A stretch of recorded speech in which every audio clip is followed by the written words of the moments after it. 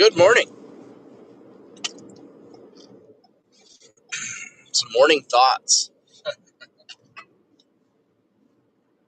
My family's out of town right now, so I've had a lot of alone time, working on projects, doing stuff.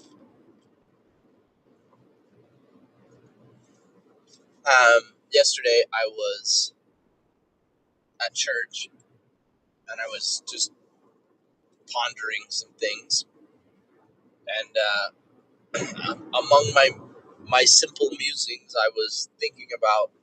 I often think about like things that connect in your life.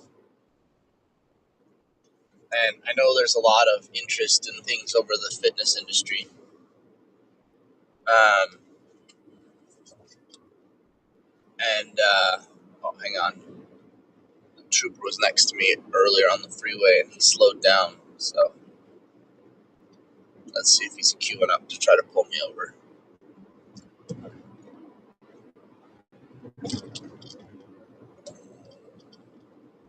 Because he was booking when we got on.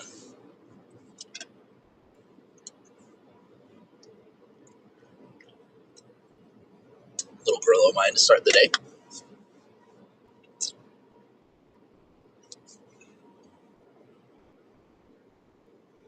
Hmm.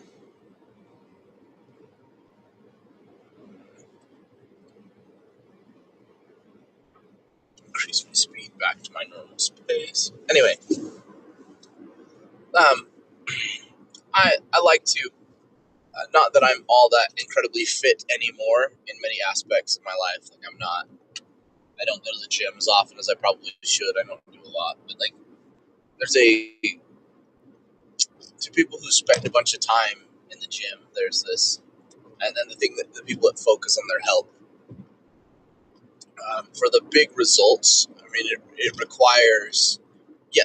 Lots of people are chemically enhanced and taking supplements, and there's it's constant diet and exercise and modulation and a very consistent practice to get the effect that you want. You want abs, you want this look. I mean, it takes daily effort. And even planning out like having quote unquote cheat days, so your body doesn't get complacent with um, operating with what it has, but from time to time it gets like spikes. So it's a whole process. And I was thinking about that, and as a kid growing up, we always talked about it's the easy answers, it's the seminary answers. It's I gotta pray every day, and I've gotta read my scriptures, and I've gotta do these things. And I was thinking about it yesterday. It's like everybody kind of wants like the big show of faith to prove that they're faithful. The Herculean task, but it's the and we hope we rise to the occasion if that ever does come. I mean, they're probably not what we'd expect, but it's the daily show up. It's the daily grind. It's the my I finish my reps, my form, my paying attention to my muscle contract. I mean that's what makes the difference. And so it's, do I read the scriptures, and not just do I read? Am I trying to comprehend what I'm reading, and understand it, and apply it to my life? I think lots of people, they keep their knowledge in a bundle, like, oh, what I learned at school, what I learned at church, and you know, but they don't let them overlap. It's not part of their life per se. You hear it a lot with like, here it's Sunday Mormons, or it's Christians, people that um, I like to call them moderns. It's about what it looks like. Does it look like I'm doing the right thing? Does it look like I'm a good person, whether or not I actually am? And hey, some people might get there that way. I'm not saying that like sometimes trying to maintain the appearance that people don't actually ever develop faith. Because I think your crisis of faith can be catastrophic when like the appearance falls apart. But like, yeah, I don't want to make a judgment saying that you can't get there by that type of application of faith. But typically, the comeuppance can be quite catastrophic if you don't ever actually believe. Or he's going to lose that smoker.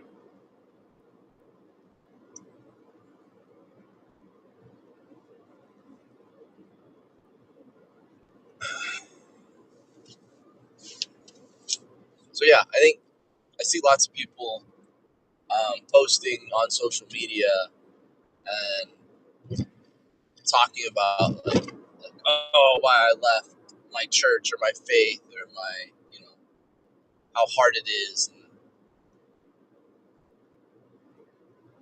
and I'm sure that it is.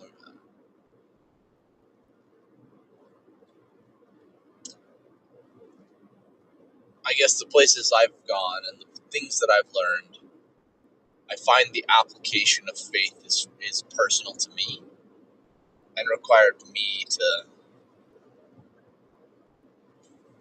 apply that. And I'm trying to connect everything that I've learned, right? So I guess I really took to heart that all light, truth, and knowledge comes from God. All truth, and so like everything that is true in my mind, won't contradict that there's a God. Now, my understanding of that might be flawed, causing the problem. Um, the LDS prophet Gordon B. Hinckley gave a talk and talked about the railroad tracks and how a small movement could send a train car to the northern or southern United States at the end of its path. And I think that's how information can go. You make a mistake in a decimal point or a one or a zero, and at first it's not a big deal, but if you're doing a massive calculation, it could be a massive deal, right? If you're traveling between stars, a degree of difference might be different, universes at some point. And so I think it's just important that we fully understand, and the information we have might not be what we expect. I've got questions about the pyramids. I've got questions about how old the Earth is. Um, I'm kind of a believer. I've kind of come to this thought of like creationary periods are more of a nebulous, like a time for a task to be completed, and less about like a 24-hour period or a strict 1,000-year period that lots of people believe. Um, yeah, I'm a believer that like it might have taken a lot longer, and like I like to try to pull like information that and some of it I feel is true. It seems to make sense to me, and I try to tease it out to make sure. I was listening to a guy who's a Bible scholar. He translates, and he's been doing some of the Dead Sea Scrolls, and something he said. I'm blanking on his name right now. Something he said really stuck with me, and it had to do with what the word angel means in ancient scripture, like in Hebrew and the like. And it seemed to be a concept that I had kind of already understood, because he goes, remember, like the word angel for the most part isn't what it is; it's what it does, which makes a lot of sense because there's lots of stories in the Bible and if you're LDS in the Book of Mormon, Pearl Price, where uh, someone or something is doing the job of an angel, sharing a message, delivering. That's what it is, a messenger. They're fulfilling this purpose, and so I'm also I'm becoming a UFO guy, or have become a UFO guy? I think the answer is D, all of the above. Interdimensional, extraterrestrial, different concepts. Like yep, sure, why not?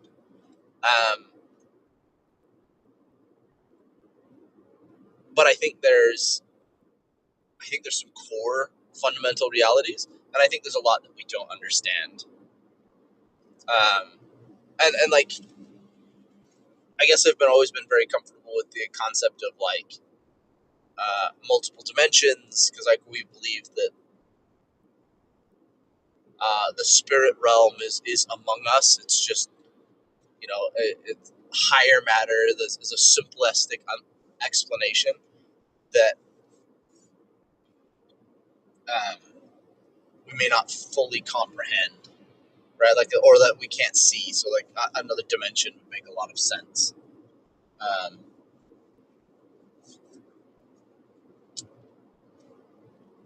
and I think there's lots of descriptions of things that we might like. In the Bible, it talks about like when God created Eve, he took a rib from man and made the woman. And I was thinking about that, and it's like, is it a literal rib? But was it actually, is it described as a rib? But it's the XY XX chromosome. Is it the leg of the chromosome essentially that was taken, and then you have females that are XX. They are more complete, but you have men who are incomplete and are in need of the woman, right? Like biologically, genetically, and so on. Like, that's an interesting way that would make sense. So I think there's a lot of things in history that we're not asking interesting. Well, not interesting. We're just asking questions. Like, yep, the pharaohs built the pyramids at this time, and it's like, hang on, that doesn't make sense. Like, as a feat, it doesn't make sense when you understand how large those are, like the pyramids are, or how many different pyramids across the planet. Had dinner with some neighbors yesterday while my family was out of town, and we were talking about it, and we're talking about the columns that may be underneath the pyramids, if true.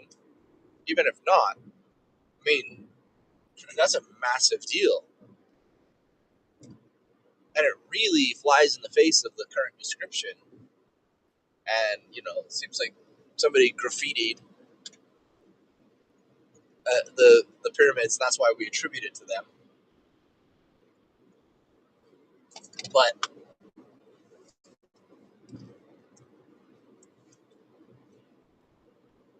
yeah, just looking at those pyramids, I feel like their purpose and age is definitely worth discussing. And why does Egyptian history go back 40,000 years? Um, and what happened to all these other cultures that seem to exist a long time ago on Earth? I think they're real. I think there's something that makes sense there. I basically feel like there's some lost time in the Bible, something that doesn't make sense, and it could just be like a timekeeping change or something. I mean, there's a story of the Tower of Babel. It says the languages were confused. I mean, what does that mean, right? Did we, I guess that was before Abraham. So, like, when that happened, did we lose a bunch of information? Do we kind of confuse up our timelines, or like different possibilities there? Anyway, consistent practice of faith is just like going to the gym. Like, it takes, or not even just the gym, playing video games, piano, like this kind of consistent effort to get better at something is the same as the application of faith. If I really want to get good at it, I have to contemplate it. I have to challenge it. I have to push myself. I have to seek to understand it, and then understanding that there's levels. Um, one of my favorite things is becoming exposed to like professional and college athletes and understand like like the difference between like the best high school players in many aspects and the best college players. Like there's a lot of experiencing, maturing, and understanding like of the rules. And some of this came from baseball. I wasn't even playing; just watching like, oh, they throw balls, and then you start to learn like they're practicing tunneling, where they're throwing two different pitches that look the same, and they purposely throw outside the zone because they want you. Maybe they want you to swing at a bad pitch, or they want it to look like the next one that's going to come back. Like you're like, oh, that's wild, but that kind of like maniacal obsession of improving and understanding and playing the game, like, or like, oh, that's cheating. Like, no, understand the rules. The best athletes then learn how to exploit the rules. They read the rules, and they understand like, oh, well, this will give me this advantage, right? So I can do this. The NBA was like the swipe through. As guys were swiping out, and then when they shot to draw the foul, and it's like, and they made that illegal, and it's like, okay, like a rule was changed, so people adapted their play to the rule to, you know, take the advantage, and that's just what good athletes do. And so I think that's that shows true understanding. I don't just look at the rules. I understand the rules, and I understand what they're for and how they can help me or hinder me. And I think if people applied a lot of that to religion, there's a lot of like people who like, oh, blanket dismissal, and it's like, well, hang on, there's a lot of good here, and there's a lot of like, I question some of the freedoms that are offered up by the world, if you will, like this kind of explosion of this like non-monogamy and now I think there's more to understand here, but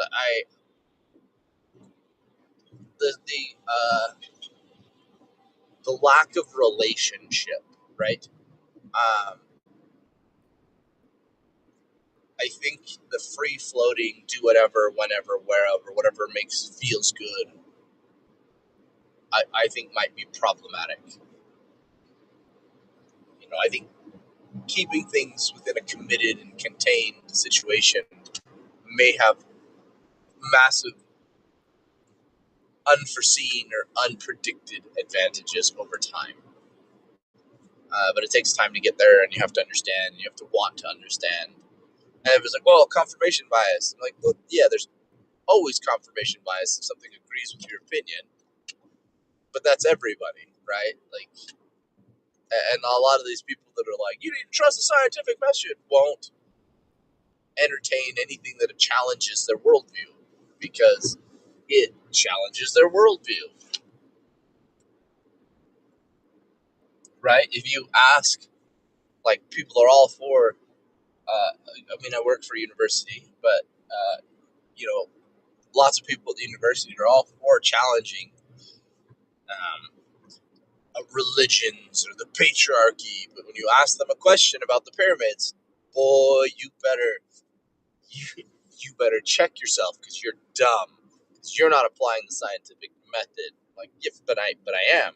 Because I don't feel your explanation makes sense. And here's why. And then, oh, that's. And I was like, you're throwing away my argument, my question, as though I'm dumb and a bad faith actor, and I'm a conspiracy theorist. But I think conspiracy theorists have often stayed on asking questions and challenging the narrative, for better or for worse.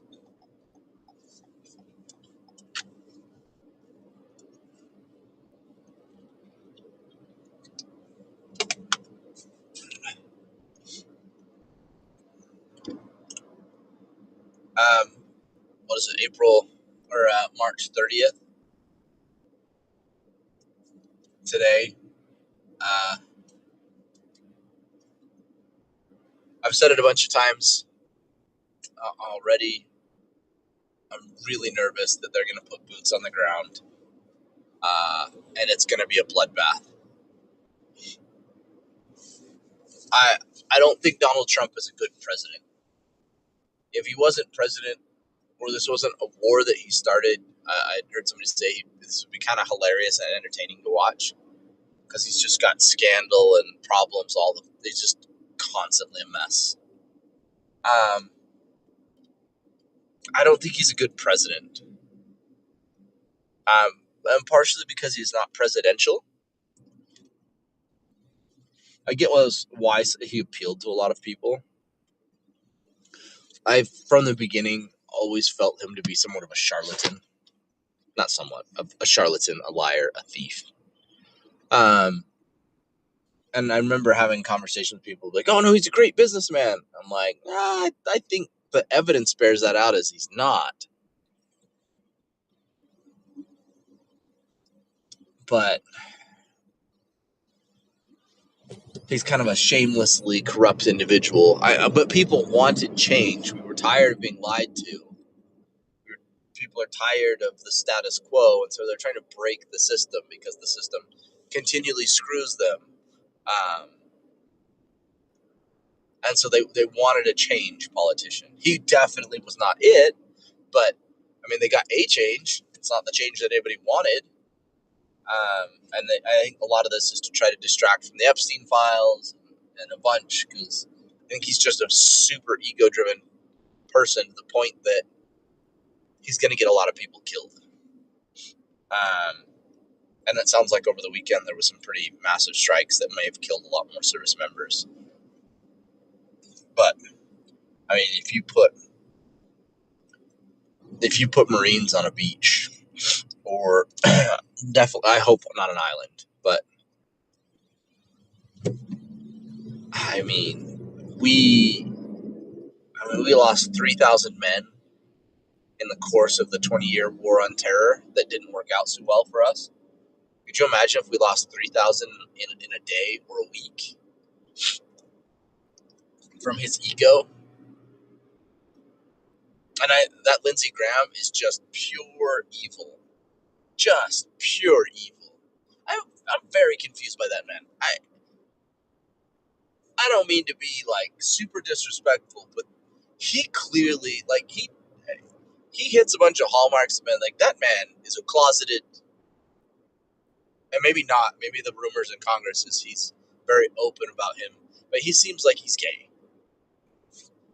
Do you? But I have a problem with people who pretend that they're something that they're not.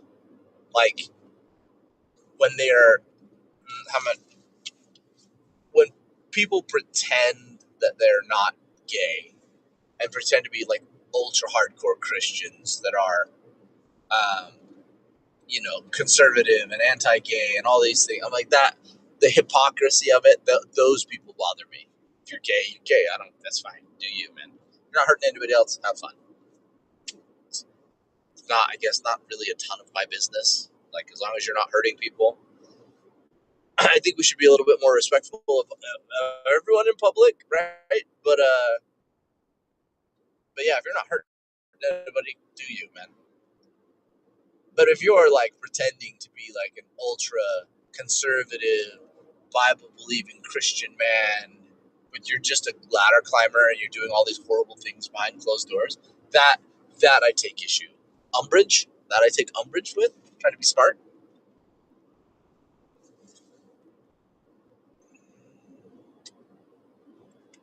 But yeah, I don't think Donald Trump is going to rise to this occasion correctly, and I'm real nervous. He's going to get us entrenched in a war, and the amount that his family is corruptly through corruption taken and stolen, and the insider trade, like, people need to be held accountable. Like, we gotta, like, the Department of Justice, like, they've got to be held accountable,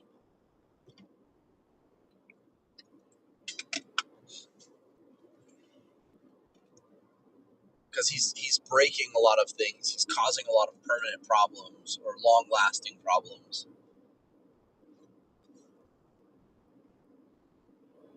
But man, I'm so nervous. Like,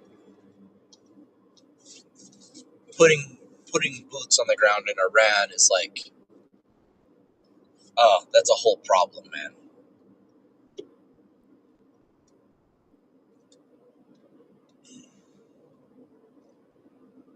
And it doesn't serve our interest. It doesn't help our allies. Like I like the whole Cuba situation. Open up trade with them. Apologize. Like, you know what? We were very sorry. We have carried on this stupid embargo. Like, we understand that you're a communist government. We're gonna ask that, you don't have to give up communism completely, but we'd like you to open up. We want to do lots of trade. We're gonna let you buy beef and pork and import parts and whatever you need. Like, we do that with China. Let's let Cuba thrive. We just say, hey, like, our condition, we'll lift the embargo, we'll pay, $1 billion in reparations. We understand that that's not going to be like,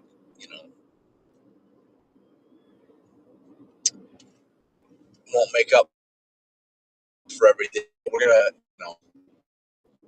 we're gonna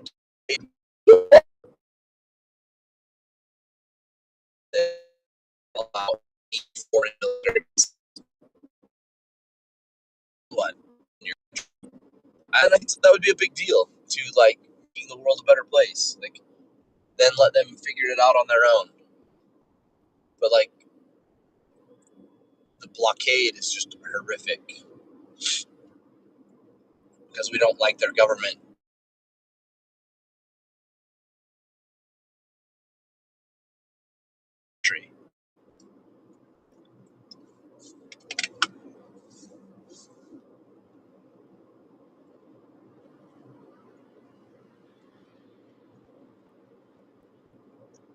I love that everybody's passing like I was going slow.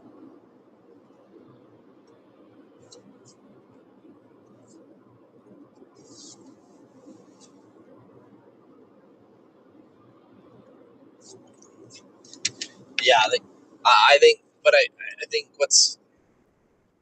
heard a report that somebody from internally from Israel was talking about how exhausted their troops are, and that they're like reservists, and there's forced conscription, and population that doesn't serve in the military is going to have to serve because it's starting to cause a lot of problems.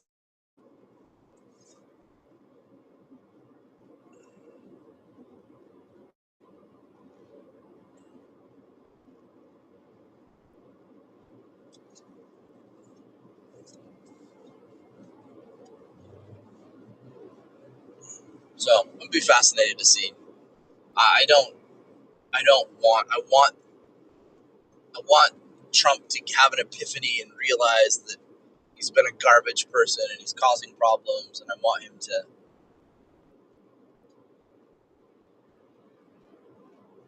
stop and pull the troops and be like, yeah, here, we'll pay these reparations. We're very sorry. We'll just ask that you open the strait and that you don't, and that you make sure that it stays open, and that we'll pay you X number of dollars a year to make sure that the strait stays open and nobody closes it, and let them sell oil and let them have, do whatever. I'm not saying that regime is good, but radically removing them from power is probably not going to create the situation that you want when you pretend like it's about girls going to school.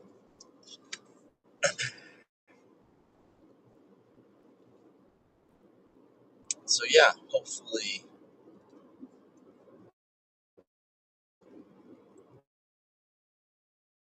So put my tinfoil hat on. I'm a little nervous about this whole Palantir system and them marking dissidents and things like that. And somebody's like, "Oh, Jordan, you're just being crazy." And I'm like, "Ah, well, imagine a draft, but suddenly it's just dissidents that have disagreed and with the correct line of thought that are being selected to go." And like, oh, well, they'll never make it through. I'm like, yeah, if you're conscripted for whatever reason because of wrong think and your only option is through, and they just, meat wave you into the problem. It's one way to try to make a problem go away. Just ask King David how that goes. Anyway, there's some morning thoughts, a little religion, a little politics, once again, Mormoning. As we have not declared war and we are fighting a war and spending billions of dollars, once again, I'm going to ask that our Utah representatives, uh, all of them, resign in shame.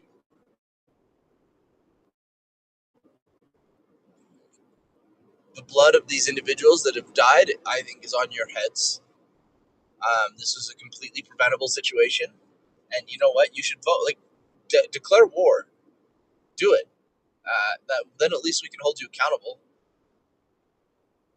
That you said you were for it, and instead of this pretending like you're not and then letting it happen, like you've abdicated complete responsibility. And a dereliction of duty is a crime, and I think you should be held accountable. So, but I demand the resignation of all these individuals from Utah who are our representatives that are bad faith actors. Boy, I have questions about Mr. Lee. I I I want to say bad things about that man. I do not feel like he practices his faith or reality at all. And I met him once, and I had a feeling that he was just a garbage ladder climber at that point when he was first running for Senate. Just swarmy, nasty.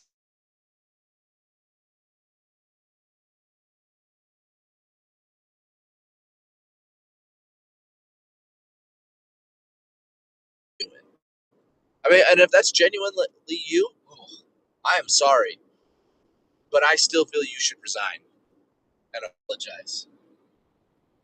And on all their social media posts and things, and I don't want anyone to let them forget they're not doing anything about the Epstein files or holding the government accountable for not complying with the law. They're not voting to constrain the president and putting us into a war of choice we didn't need to be in. Dramatically weakening our power, like exhausting interceptors for what? No. These individuals should be shunned from society, exercised. They should be lepers, social, spiritual lepers for the rest of their lives. Kind of with that, have a good day.